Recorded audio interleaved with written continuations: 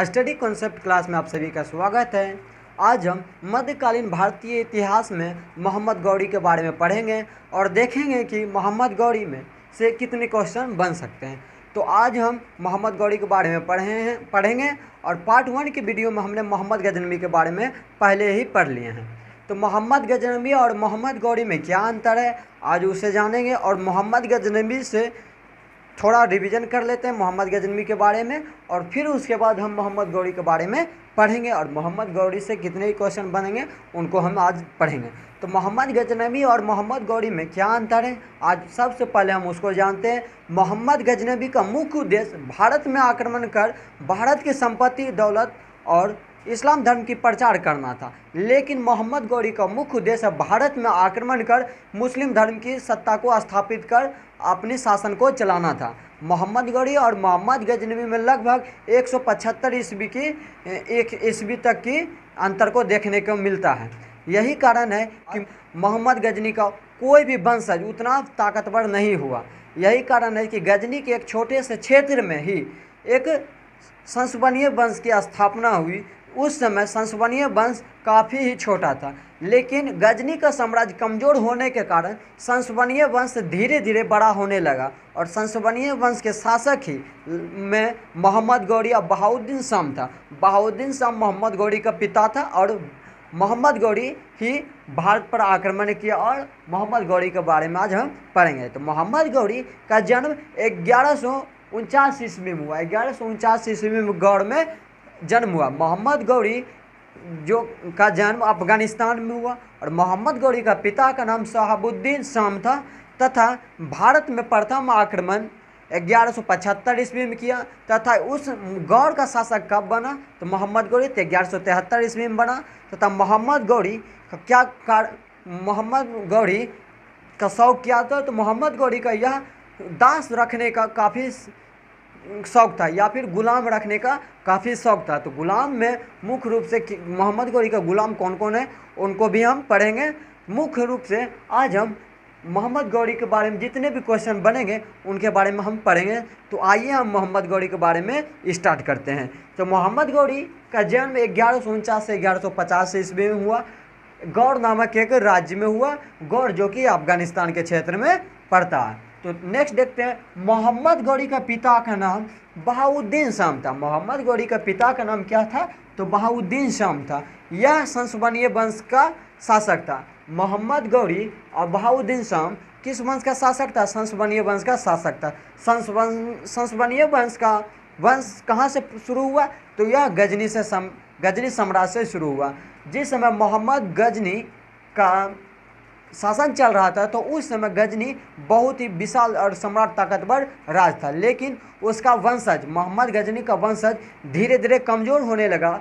यही कारण है कि गजनी साम्राज्य में एक छोटे से वंश उभर कर काफ़ी बाहर आया और संसवनीय वंश का स्थापना किया और उसी का बेटा में बहाउद्दीन शाम के बेटा मोहम्मद गौरी ही है। मोहम्मद गौरी के बारे में आज हम पढ़ रहे हैं।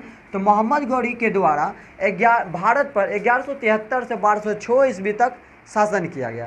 क्वेश्चन इस टाइप से भी बन सकता है, मोहम्मद गौरी का शासनकाल भारत में कब से कब तक चला? तो मोहम्मद गौरी का शासनकाल 1173 से लेकर 1206 ईस्वी तक शासन चला, क्योंकि मोहम्मद गजनी का 1175 ईस्वी में भारत पर प्रथम आक्रमण था, लेकिन 1173 ईस्वी में मोहम्मद गजनी सम्राट बना जो कि गौर के सम्राट बना।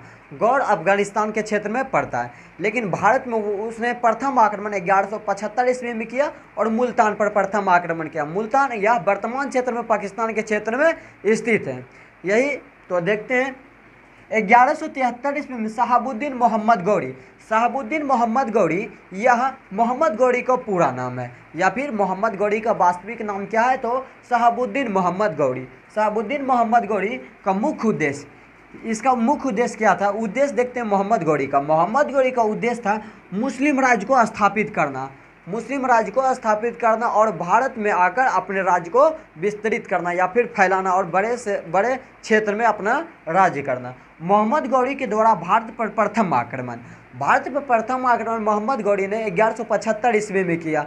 यह मुल्तान पर प्रथम आक्रमण कर मुल्तान को विजय कर लिया। मुल्तान पर प्रथम विजय 1175 ईस्वी में है। तो क्वेश्चन इस टाइप से बन सकता है, मोहम्मद गौरी का प्रथम भारतीय आक्रमण कब हुआ? तो 1175 ईस्वी में यह मुल्तान पर हुआ। मुल्तान वर्तमान क्षेत्र में पाकिस्तान के क्षेत्र में स्थित है। तो नेक्स्ट देखते हैं, मोहम्मद गौरी ने गुजरात पर आक्रमण। मोहम्मद गौरी का गुजरात पर आक्रमण। मोहम्मद गौरी जब गुजरात पर आक्रमण कर रहा था तब उस समय गुजरात में भीम द्वितीय का शासन चल रहा था। मोहम्मद गौरी 1178 ईस्वी में 1175 ईस्वी में मुल्तान पे तथा 1178 ईस्वी में गुजरात में जो कि अहिन्यवाड़ पर पाटन के क्षेत्र में युद्ध लड़ा। 1178 ईस्वी में मोहम्मद गौरी ने आक्रमण कर भीम द्वितीय से पराजित हो गया। भीम द्वितीय वह शासक था जो मोहम्मद गौरी को सर्वप्रथम भारत पर पराजय किया। भारत में आक्रमण करने के फलस्वरूप मोहम्मद गौरी भीम द्वितीय से पराजय हो गया या फिर भीम द्वितीय का विजय हो गया। क्वेश्चन इस टाइप से बन सकता है कि मोहम्मद गौरी का भारत में प्रथम पराजय किस शासक के द्वारा किया गया? तो भीम द्वितीय के द्वारा किया गया। या फिर कितने ईस्वी में हुआ? तो 1178 ईस्वी में हुआ। तो नेक्स्ट देखते हैं, मोहम्मद गौरी का भारत पर प्रथम पराजय। भारत में प्रथम पराजय और किसके द्वारा किया गया? तो 1178 ईस्वी में भीम द्वितीय नामक शासक ने, जो कि गुजरात का शासक था, उसने मोहम्मद गौरी को पराजय किया। इसका भीम द्वितीय का मूल नाम मूलराज के नाम से भी जाना जाता है। यह गुजरात का शासक था। यह पाटन पर प्रथम युद्ध लड़ा गया। तो यही देखते हैं मोहम्मद गौरी के द्वारा लड़े गए प्रमुख युद्ध। मोहम्मद गौरी के द्वारा लड़े गए प्रमुख युद्ध में हम देखेंगे तराइन का प्रथम युद्ध, द्वितीय युद्ध और चंद्रवाड़ का युद्ध। इन्हीं को आज हम पढ़ेंगे और मोहम्मद गौरी से सारे के सारे क्वेश्चन पढ़ेंगे। और कोई भी एग्जाम में अगर इससे संबंधित क्वेश्चन आ जाए तो हम अच्छे रूप पढ़ के उसे सॉल्व कर सकते हैं। तो देखते हैं तराइन का प्रथम युद्ध।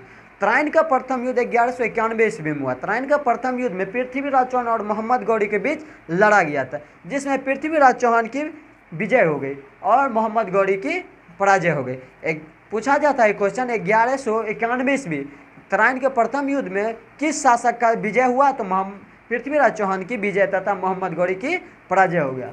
तो मोहम्मद गौरी 1191 ईस्वी में पराजय हो अपने देश को लौट गए और नेक्स्ट युद्ध यानी द्वितीय युद्ध की तैयारी के लिए भिड़ गया। लेकिन पृथ्वीराज चौहान द्वितीय युद्ध की तैयारी नहीं करने के कारण तराइन के द्वितीय युद्ध में पृथ्वीराज चौहान पराजित हो गया। यानी तराइन के द्वितीय युद्ध कब हुआ? तो 1192 ईस्वी में हुआ और मोहम्मद गौरी और पृथ्वीराज चौहान के बीच हुआ, जिसमें पृथ्वीराज चौहान की पराजय तथा मोहम्मद गौरी की जीत हो गई। तो पृथ्वीराज चौहान की हार का मुख्य कारण क्या था?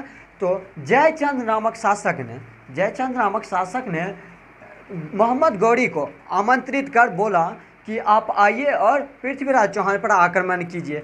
यह भी भारतीय शासक हुआ करता था, लेकिन पृथ्वीराज चौहान और जयचंद के बीच काफ़ी तालमेल, अच्छा संबंध नहीं होने के कारण जयचंद ने मोहम्मद गौरी को आमंत्रित कर पृथ्वीराज चौहान पर युद्ध करवा दिया। यही कारण है कि पृथ्वीराज चौहान अपनी तैयारी में काफ़ी अथी नहीं रखने के कारण, तैयारी नहीं करने के कारण मोहम्मद गौरी से पराजय हो गया। और यहीं से तराइन के द्वितीय युद्ध से ही यह साबित हो गया कि भारत में मुस्लिम सत्ता का वास्तविक संस्थापक किसे माना जाएगा। तो तराइन के द्वितीय युद्ध से ही यह पता लग गया कि मोहम्मद गौरी ही मुस्लिम धर्म का या फिर मुस्लिम सत्ता का वास्तविक संस्थापक के रूप में उभर कर बाहर आया। चंदावड़ का द्वितीय युद्ध, जैसा कि आप जाने, चंदावड़ का द्वितीय युद्ध मोहम्मद गौरी और जयचंद के बीच हुआ। चंदावड़ के द्वितीय युद्ध मोहम्मद गौरी और जयचंद के बीच क्यों हुआ? उन दोनों का संबंध तो अच्छा था, लेकिन मोहम्मद गौरी ऐसा क्यों किया? क्योंकि जयचंद पर आक्रमण क्यों किया? जयचंद ही तो मोहम्मद गौरी को, पृथ्वीराज चौहान को बोला कि आप आइए और पृथ्वीराज चौहान पर आक्रमण कीजिए, हम आपका साथ देंगे। यही कारण है कि जब तराइन के द्वितीय युद्ध हो रहा था तो जयचंद ने मोहम्मद गौरी को वादा किया था कि आप पृथ्वीराज चौहान के साथ युद्ध लड़िए और पीछे से हम आपका साथ देंगे। तो मोहम्मद गौरी तराइन के द्वितीय युद्ध में पृथ्वीराज चौहान से युद्ध लड़ा, लेकिन जयचंद उसका साथ नहीं दिया, मोहम्मद गौरी का साथ नहीं दिया। यही लेकिन मोहम्मद गौरी तब फिर भी विजय हो पृथ्वीराज चौहान को पराजित कर दिया। और फिर 1 साल बाद मोहम्मद गौरी काफ़ी दुखी होकर, यानी जयचंद पे काफ़ी गुस्सा होकर 1 साल बाद जयचंद पर ही मोहम्मद गौरी ने आक्रमण कर दिया। क्यों आक्रमण कर दिया? क्योंकि उसने तराइन के द्वितीय युद्ध में मोहम्मद गौरी का साथ नहीं दिया। 1194 ईस्वी में क्वेश्चन बनता है चंदावड़ का युद्ध कब लड़ा गया? तो 1194 ईस्वी में लड़ा गया, जिसमें किसके बीच युद्ध हुआ? तो मोहम्मद गौरी और जयचंद के बीच युद्ध हुआ, जिसमें जयचंद की पराजय तथा मोहम्मद गौरी की विजय हो गई। 1194 ईस्वी, यही क्वेश्चन बनता है चंदावड़ की युद्ध यानी किस क्षेत्र में हुआ? तो कन्नौज में। कन्नौज विजय के उपलक्ष्य में ही मोहम्मद गौरी ने अपने सिक्कों पर माँ लक्ष्मी देवी की आकृति छपवाई। क्वेश्चन इस टाइप से बनता हुआ प्रथम मुस्लिम आक्रमणकारी कौन था जिसने अपने सिक्कों पर माँ लक्ष्मी की आकृति को बनाई? तो मोहम्मद गौरी। किसको पराजय कर कन्नौज पे अपनी सत्ता को स्थापित किया? तो चंदावड़ के युद्ध में कन्नौज पर विजय कर चंदावड़ जयचंद को पराजय कर अपनी सत्ता को स्थापित किया। चंदावड़ के युद्ध में ही यह कन्नौज पर विजय प्राप्त किया, और कन्नौज पर विजय प्राप्त करते ही अपने सिक्कों पर माँ लक्ष्मी देवी की आकृति को बनाई। और मोहम्मद गौरी का अंतिम बार भारत पर आक्रमण, तो देखते हैं मोहम्मद गौरी का भारत में अंतिम आक्रमण 1205 ईस्वी को किया। 1205 ईस्वी में किया और वह विजय हो गया। 1206 ईस्वी में मोहम्मद गौरी जब भारत आया तो उस समय देखा, कुछ समय रहने के पश्चात वह अपने देश लौट रहे थे, तो उसी समय खोखरो जनजाति के लोग ने मोहम्मद गौरी पर आक्रमण कर मोहम्मद गौरी को मार दिया। खोखरो जनजाति ने इसे मार दिया। मोहम्मद गौरी को किसने मारा? तो खोखरो जनजाति के लोग ने। क्वेश्चन इस टाइप से भी बनता है कि मोहम्मद गौरी की मृत्यु का क्या कारण था? तो मोहम्मद गौरी की मृत्यु का कारण यही था कि 1206 ईस्वी में जब वह अपने देश मुल्तान लौट रहे थे, तो गौर लौट रहे थे, तो भारत के खोखरो जनजाति ने उस पर आक्रमण कर मोहम्मद गौरी को मार दिया।